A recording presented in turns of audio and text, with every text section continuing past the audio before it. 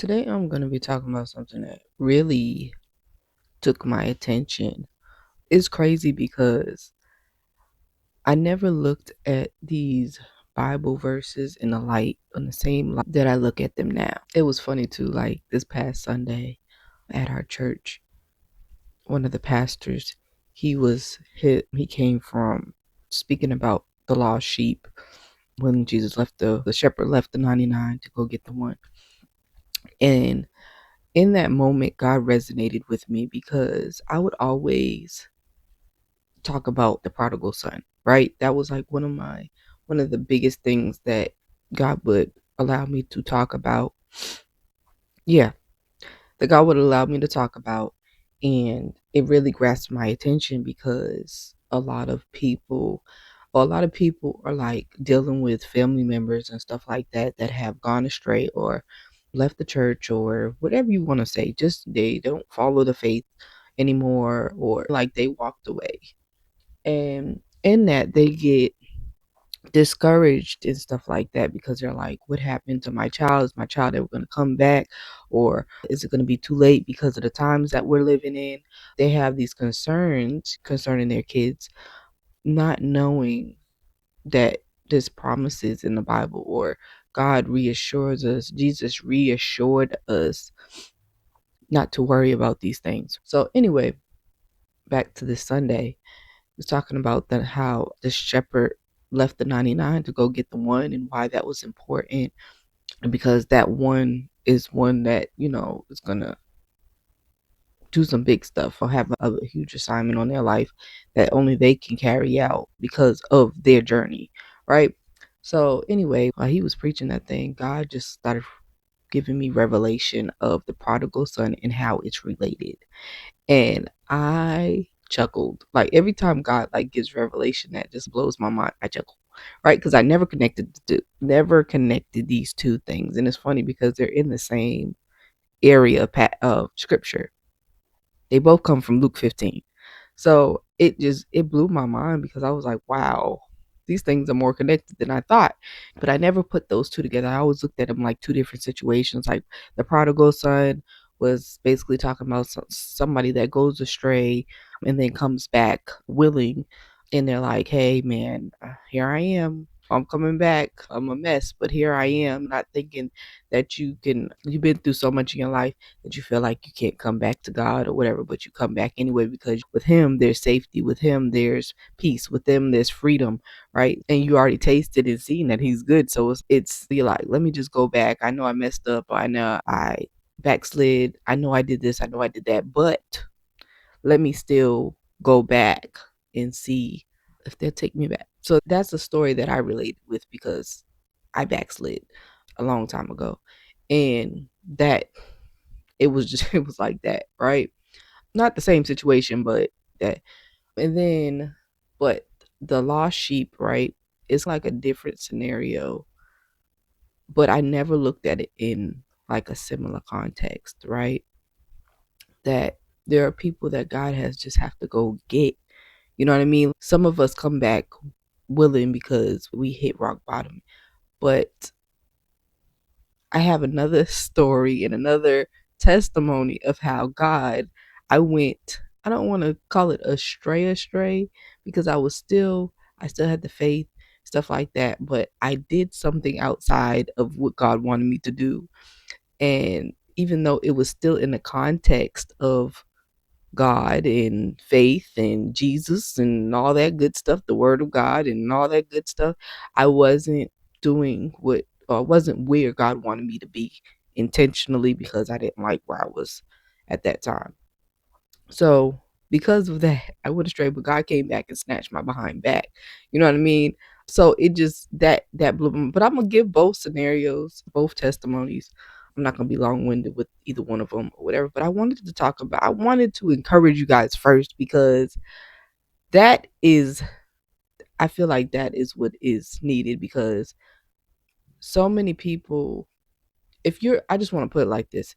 If you're in a situation where you have a child, a family member, a brother, a sister, a son, a daughter, a mom, a dad, or whoever it may be, somebody that you love and you care about, and you are walking with God and you know the truth. You're walking in the truth and Jesus is real and all that stuff, and you're in your word and you're doing what you need to do, whatever, but you're worried about one of your family members, one of your friends, whoever it may be, just the person that you care a lot about, and they have literally gone astray, right? They had a little bit of faith. They had a little bit of faith in God. They interacted with him a little bit, but it was like, or they grew up in the church, whatever the situation may be. You raised them right. You raised them with moral values and the principles of God and stuff like that. You raised your child right. Whoever this person is, and they have literally gone astray like the prodigal son. If you don't know that story, it's in Luke 15. I think it's 11 through 32. But in that story, the story is about a farmer or something like that has two sons, right? One was like, "Hey, I want my inheritance so I could do basically do my own thing," right? And then the other one was around and did not leave his father's side. He stayed and he worked and he was there. He never left. He never went astray. He just stayed, right? And then the other one was like he took his inheritance and he went off. He blew it. He partied. He did this. He did that. You know what I mean? He was doing everything he wanted to do. He was living his best life. Let's just say it like that, right? That is, and then after that, he blew his inheritance. He didn't have nothing to look at. He had nothing. He literally hit rock bottom. He was sitting and about to ask for some food that they was about to throw to the pigs. You know what I mean? And then he remembered, hey, I have a place I can go. I have a God in a sense. This because the father in that story is the representation of God, Jesus. I have a safe place I can go back. I don't have to eat this. You know what I mean? I could go back and get a good meal. I can go back and get what I need essentially. You know what I mean? From this place. And I know it, and I know I dropped the ball. I know I he's probably going to be so disappointed in me. So if when I come back, I'll just ask to be like his servant. I won't even ask for the title of a son or to be treated like a son. Treat me like a servant. I'll be your slave because I dropped the ball so bad and I blew this inheritance and you fit. They felt those people feel so bad, and I can relate. You feel so bad because you feel like you dropped the ball. You feel like there's no coming back from where you came back from. You feel like a failure. You feel like you just let everybody down. You feel like you just rebelled really badly and you did something unforgiving.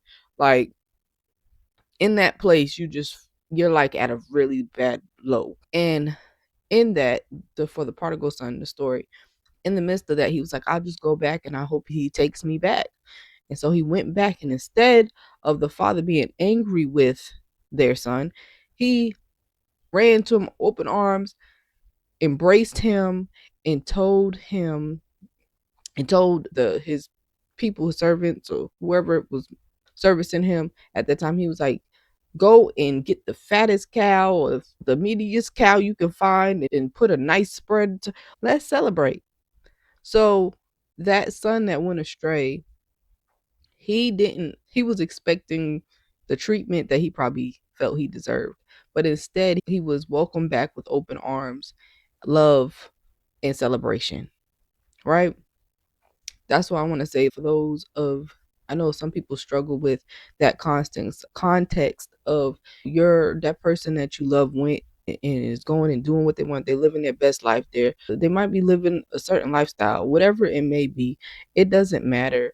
I want to tell you to just trust the process because certain things they have to go through, they have to encounter, they just have to go through these things or whatever because it's vital for what God has planned for them. And God knows that they're going to do that. You know what I mean? God knows what they're doing. He knows what they're going to do. He knows the plan. He knows where they're going, but he also knows they're going to eventually come back.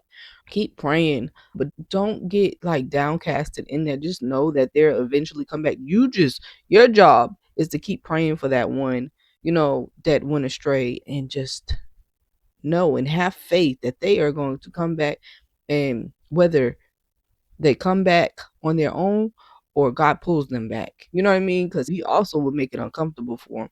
But I say that to say, because I just want to encourage you, if you have somebody that you know and you love that has gone and is doing their own thing, that you just know that God has it. He is one that knows all, can see all, can hear all. You know what I mean? Like, he is a God of all knowing. So it's just don't even fret. Don't worry about it. Just pray about it. My favorite thing is pray, don't worry. If I'm gonna worry, don't even pray. You know what I mean? So I pray.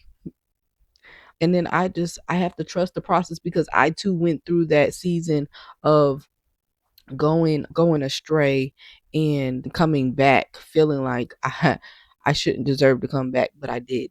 You know what I mean? Because I tasted and saw that the Lord was good, right?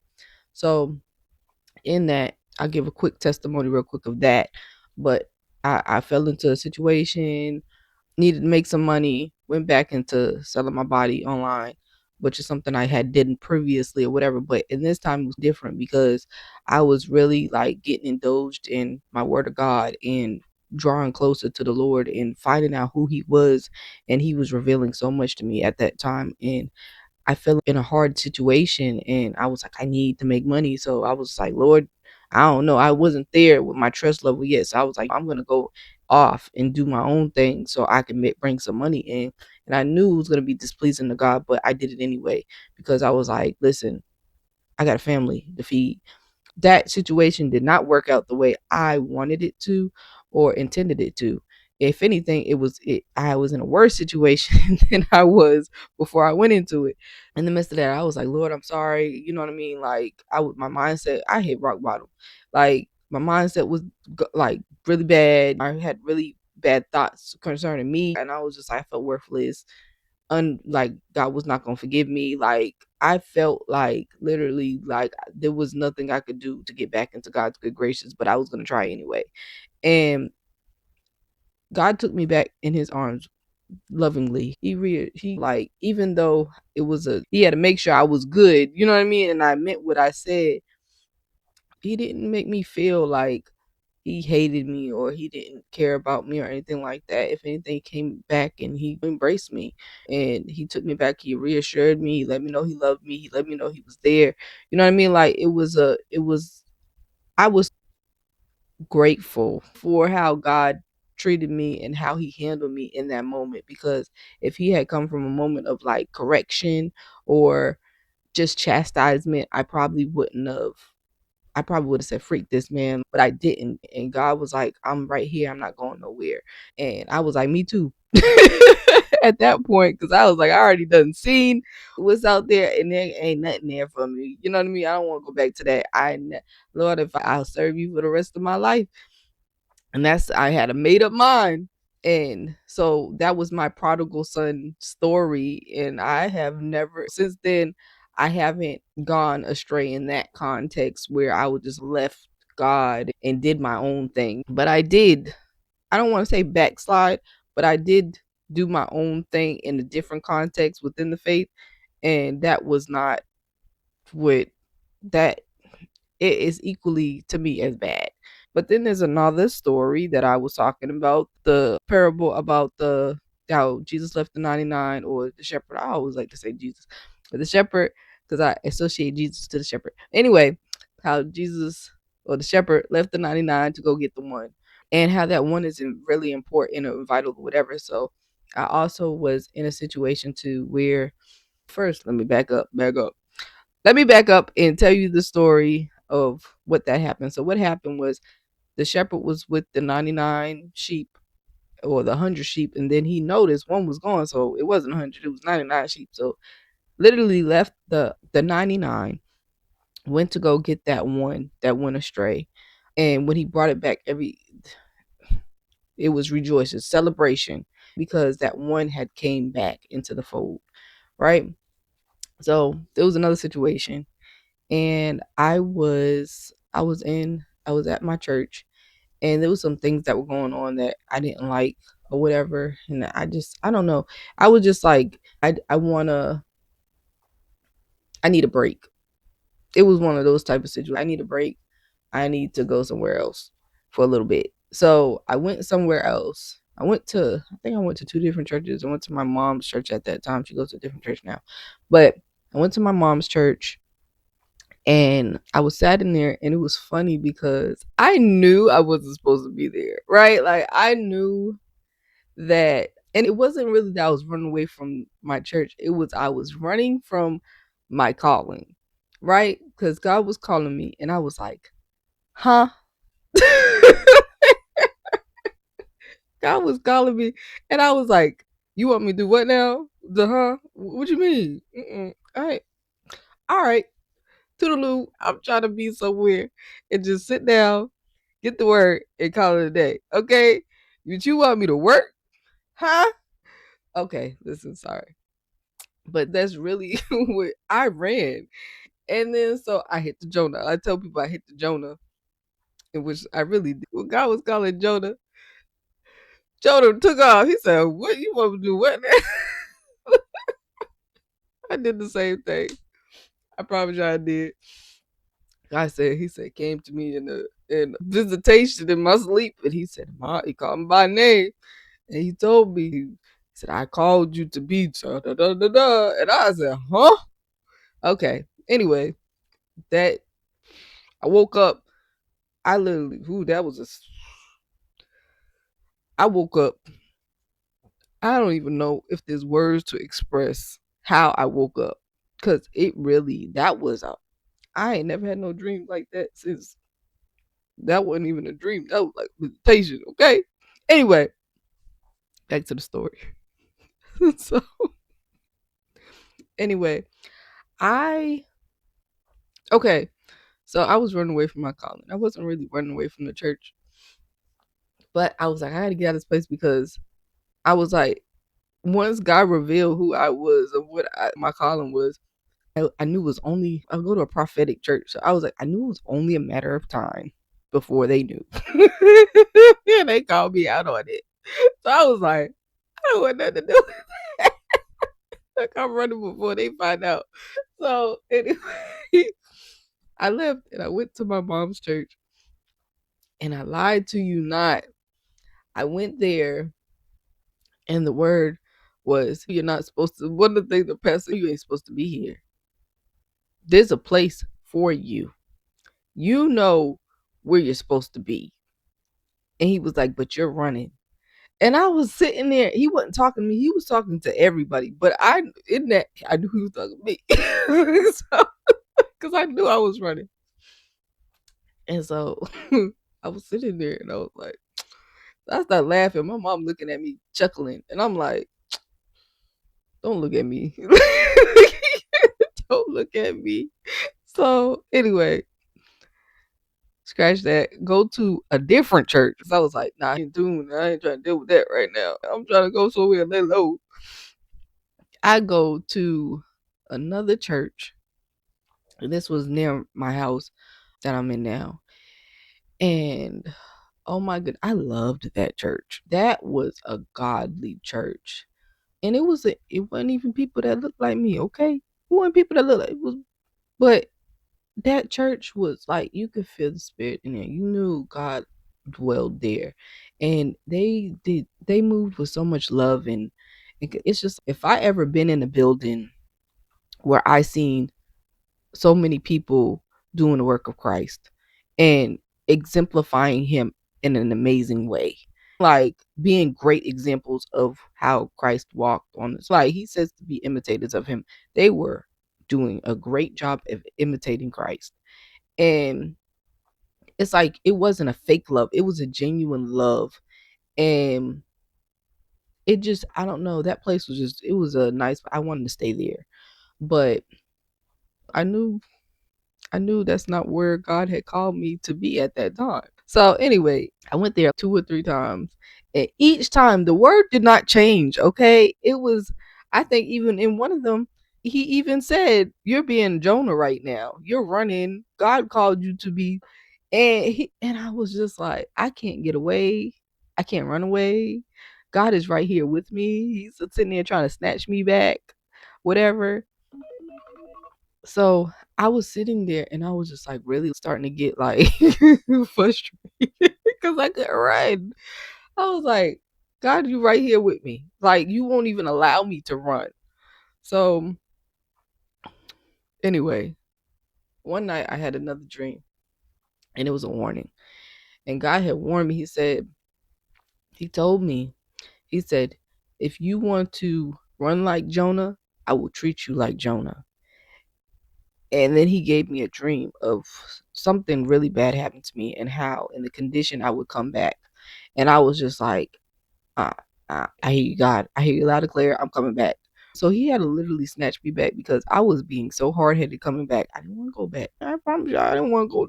I did not want to go back because I knew they was gonna find out who I was. So anyway, they called me out on it. So anyway, I went back and whew, I said, man, but that is my Jesus left the 99 to go get the one because the 99 was already at the church and it was good. But he was like, hey, I need to go get this one over here because this one's over here running like Jonah, talking about I'm hitting the Jonah. I got to go get her. So it was funny. And I've been in a couple of those 99 leaving and come back, but in not naturally thinking spiritually and talk about that one later.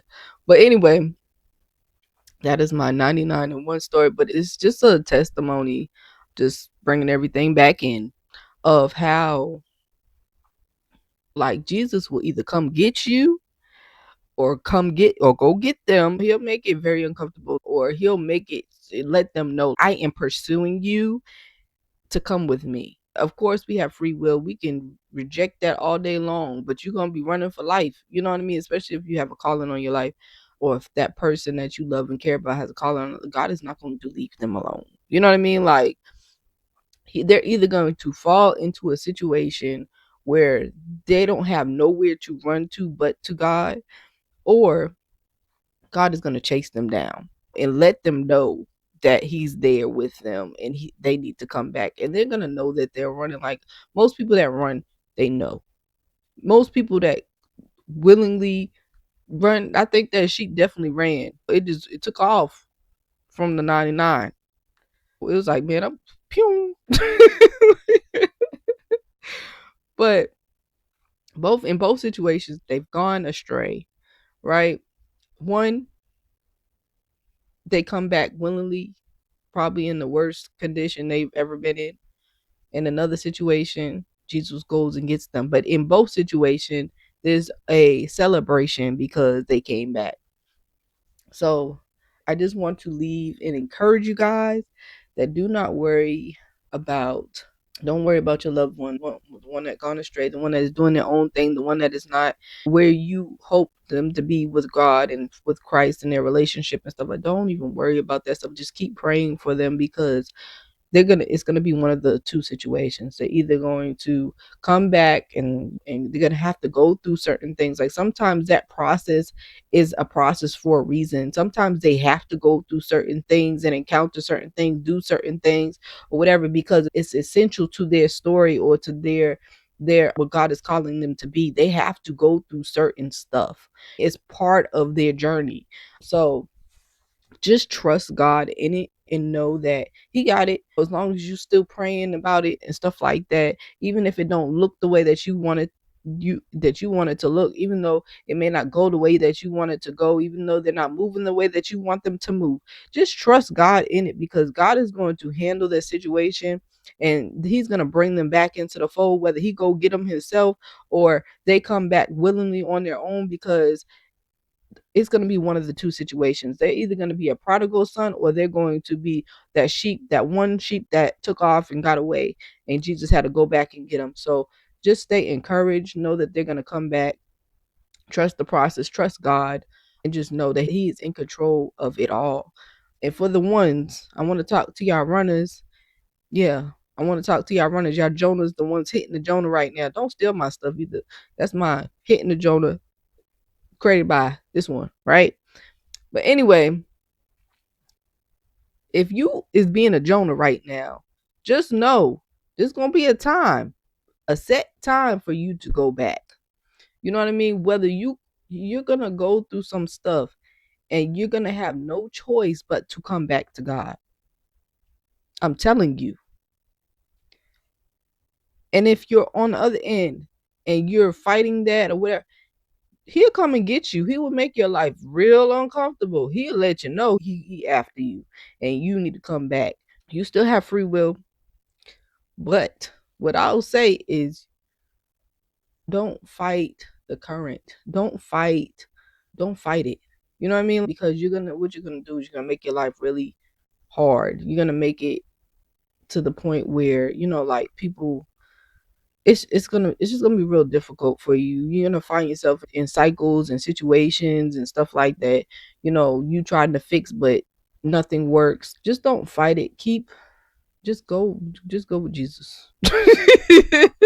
It'll be much easier. And so I always say, life is so much better. You're gonna have to go through life anyway. You can go through life by yourself, or you can go through life with Jesus. But it's always so much better and easier, and it feels so much safer, and you feel more protected when you're going through life with Jesus rather than going through life by yourself. So if I can leave you with anything, I'm gonna leave you with that. And I'm gonna tell my people, my parents, my sisters, brothers, whoever that loved one is, stay encouraged. God got it in control. They will come back into the fold. But I'll talk to y'all later.